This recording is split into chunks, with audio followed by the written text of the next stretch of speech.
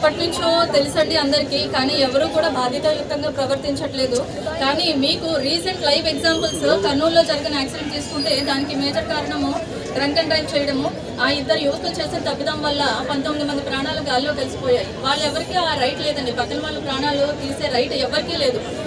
ఇంతకుముందు ఒక స్లోగన్ ఉండేది, చిన్నప్పుడు చదువుకునేది, we cannot destroy something which we cannot create. So అలాంటప్పుడు పక్కన వాళ్ళ ఆశల్ని ఆలోచనల్ని చిదివేసే హక్కు ఏ ఒక్కరికే లేదు. అది ఒక్కళ్ళు చేసిన తప్పిదం వల్ల అంతమంది నష్టపోయారు.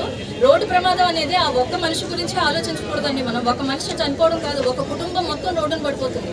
అలా ఇంతమంది చనిపోయారంటే వాళ్ళ కుటుంబాలు ఎంత నష్టపోయారో, వాళ్ళ వెనకాల ఎన్ని కన్నీళ్లు ఉన్నాయో అది మనం ఆలోచించాలి. మన కోసం ఇంట్లో వెయిట్ చేసే వాళ్ళు చాలా మంది ఉంటారు.